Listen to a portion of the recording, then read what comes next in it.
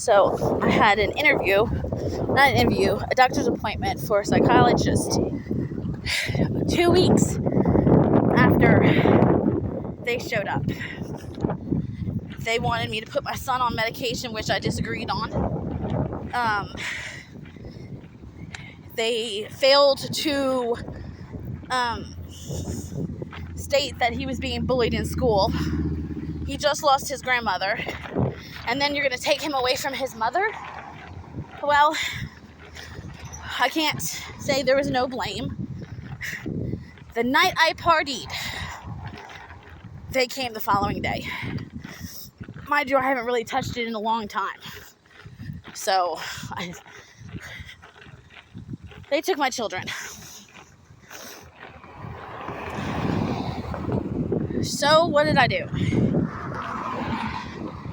I went to this place to find anger management classes. I did a whole bunch of stuff. And they said none of that. Oh, well, let's see. I took anger management classes. I took parenting classes. And I took another class. I don't remember what it was. I had everything done before I even really started going to court for this CPS case. They said not to do anything until whatever.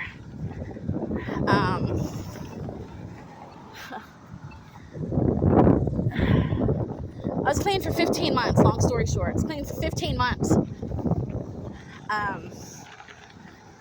Me and my son's father decided to work things out, get together. If we wanted to get the kids back, we had to stay strong and be together. Well, 2 days before I was supposed to sign over my paperwork, I got talked into using and I relapsed.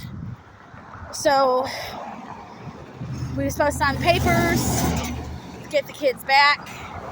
They wanted a hair follicle and a UA. Well, I passed the UA, failed the hair follicle. They took my kids again permanently. I should have fought harder. My sister had my kids, which made it, I thought it would be better for my sister to have my kids. It was worse. You don't destroy an addict by keeping her away from the only thing that made her happy. I was destroyed. My sister, I felt so betrayed. Betrayal is so horrible. It is PTSD horrible. It is destruction. They let her move with my kids out of state before anything was closed.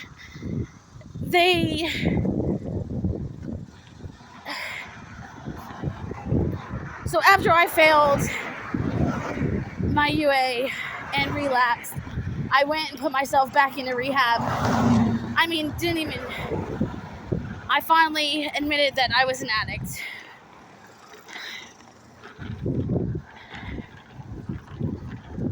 Well, that didn't help me get my kids back. My sister moved my kids and left me in Texas by myself.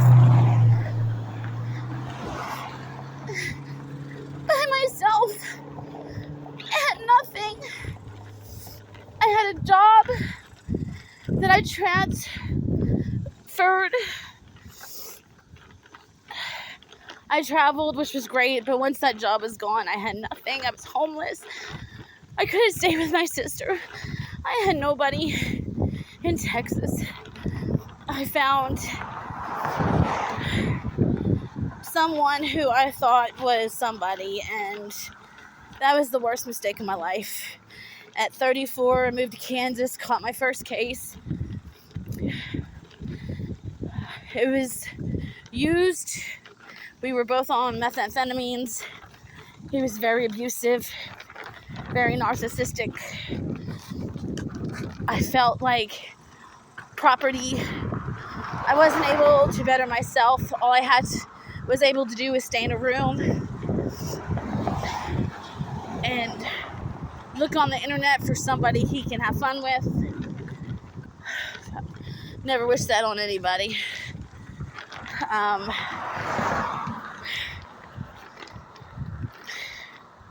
It's finally, after my case was done, believe it or not, I got misdemeanor theft because he pleaded out. But before then, I quit, sober for 4 years. After that, moved to Tennessee. I was with somebody else. But I quit. Every time I quit cold turkey. I said enough is enough. I put it down and that was it. 4.5 years go by. The last year, found out that my boyfriend, who's 48, has stage 4 neck and throat cancer. Talk about life in hell and making hell your life and just miserable. And I had to do it sober. Well, he went through 2 surgeries. He had to have reconstruction surgery. I worked, came home. If you sit in silence every day with somebody, you walk on eggshells because you're scared to get yelled at. You walk on eggshells because you're scared to wake him up. So you sit in the dark and silence when you wake up at 8 o'clock in the morning till about 3 o'clock in the afternoon. So you have to go to work. When I say work is your freedom, and then you have to go to work and you have to fight with children and constantly have to apologize because you're they perceive you incorrectly, and then the young kids don't want to work, so they want to, oh, you're being mean to me. I had to remind these kids, I am 20 years older than you. I am not equal, and I still run circles around you.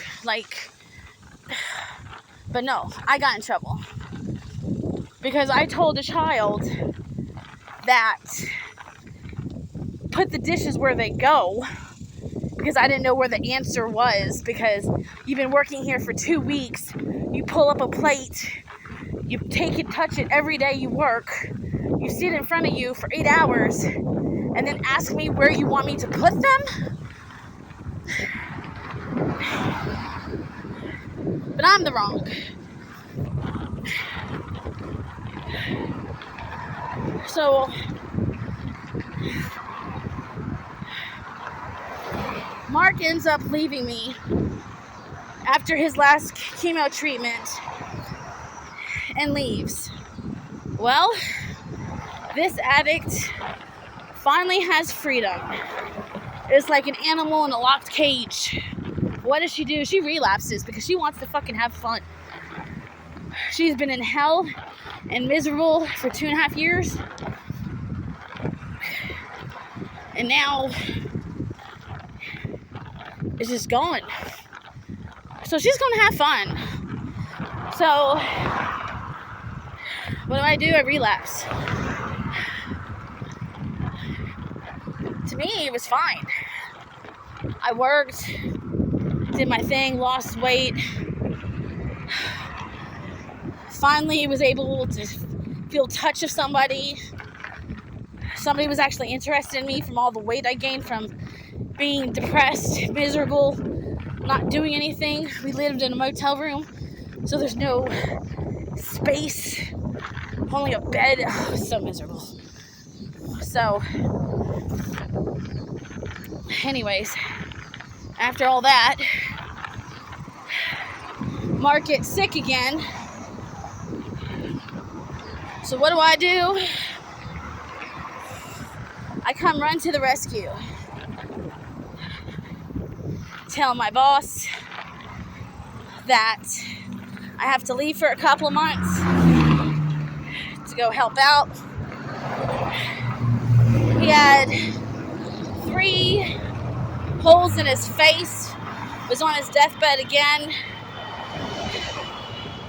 So, did what I had to do, and I helped. Within helping, I lost my place to stay because of broken promises. I almost lost my shit because of broken promises. When I came back, I was only there for a week. Of course, I used again. This time it was different. It was like anti-life and emotions and PTSD, and I realized the pain that I saw my best friend in was the same pain that I felt. I saw her inside me, flipped out. I was homeless. I was going through PTSD of having to use drugs just to make sure I didn't have a roof over my head and I didn't have to sleep in the rain because I never was homeless before. I didn't want to go back to that. I cried to my brother-in-law. I asked the only family that I have if I can stay with my son for the weekend before I leave. Told him that if I had to leave, I would at least spend the rest of my time with my children instead of being homeless and using drugs. And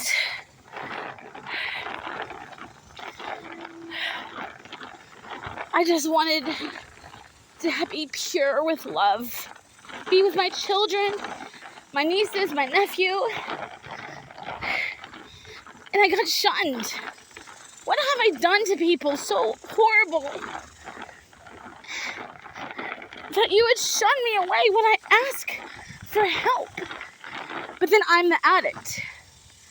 You put an addict in a place where she has to use to survive, and you blame it all on her. Nobody takes responsibility for making us addicts the way we are. Yeah, it's our fault. We use because we're not strong enough to cope with the worthlessness and the feeling that nobody will love us the way God is supposed to.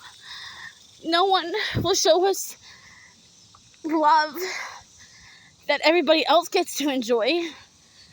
What did we do that was so wrong to be beat up, to be used as doormats, to be trashed, to make us feel lower than dirt for living, and that nobody ever will love us the way God intended?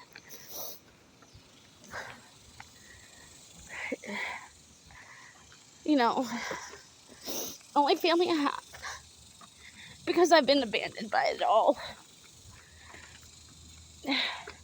Or at least that's how I presume it, because nobody will come to me face to face and actually communicate, because nobody communicates anymore these days. So I come back to Oklahoma City, asked David, hey, can I stay here? I'm trying to get clean. I need a place. I'm trying to do what I'm supposed to do. I'm here doing what I'm supposed to do, y'all. And I had plans on the 8th to leave to go back to Tennessee so I can wish my littles off to college to see my son. Because, God, that boy is the most... My 2 boys are the most precious things that I've destroyed. So maybe I don't deserve it. But I am trying my hardest to build up to what I used to have before my mama passed away. And every time I get there, and I'm about to get there, I get kicked. And I got kicked today. That's why I'm walking, because I'm just baffled that we had a plan, everything was cool, and then all of a sudden you're like, no, you gotta go now. So once again, I'm homeless. I don't know why I'm homeless. He can't even be man enough to tell me what I did so wrong that he can't wait 2 more days. The scary part is that I'm fixing to drive with this car. I don't even know if I'm gonna make it, but I have to go. I have a job starting Monday, but now that I have to move, I can't even complete that. I'm waiting on all my government issued license and paperwork. Haven't received that. I just don't get it. I'm so baffled. And then here's the funny part. My best friend uses, and I just want to go back and say, fuck it. I've been clean for 2 months now. And I don't, like, I can't. I don't want it. But at the same time, where am I gonna lay my head? All these dudes that I talk to were like, yeah, what you gonna do for it? And there's no gentleman out there anymore. There's no anybody that will do for a woman in need just because, like, chivalry is out this window. 100%.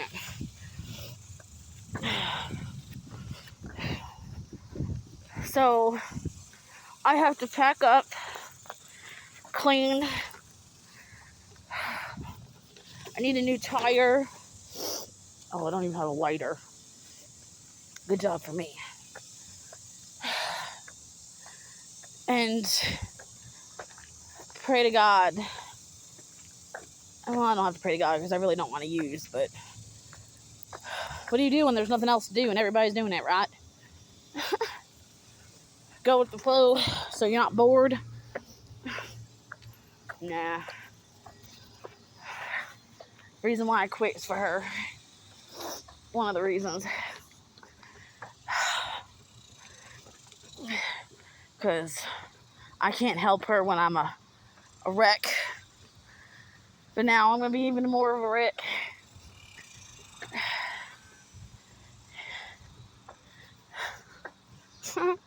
Should we have some sex tonight? That should be a given, dude. I shouldn't have to ask.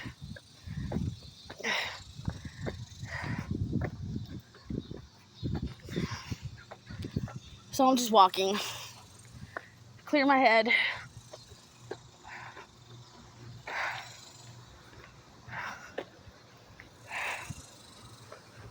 Because you gotta change old habits and make new ones.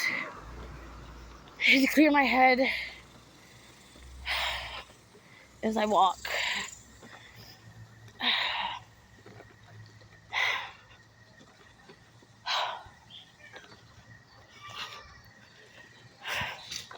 I just feel like 10 years to accomplish something, I can't get there anymore. And it's been so long since I had everything. It's like, I don't even know if I will even have half of what I had again.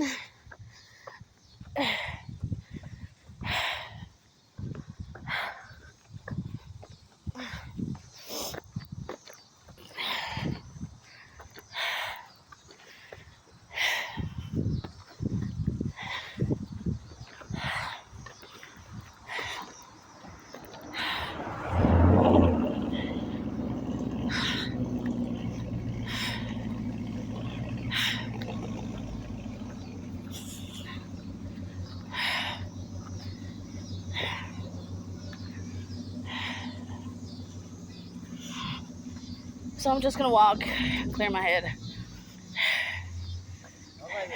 You don't by chance have a lighter, do you? Yeah, no. Okay, thank you.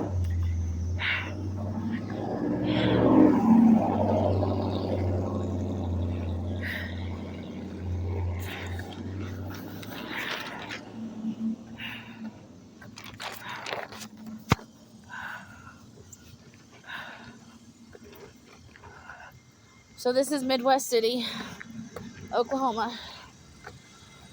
This is Midwest Boulevard, the neighborhoods that surround it.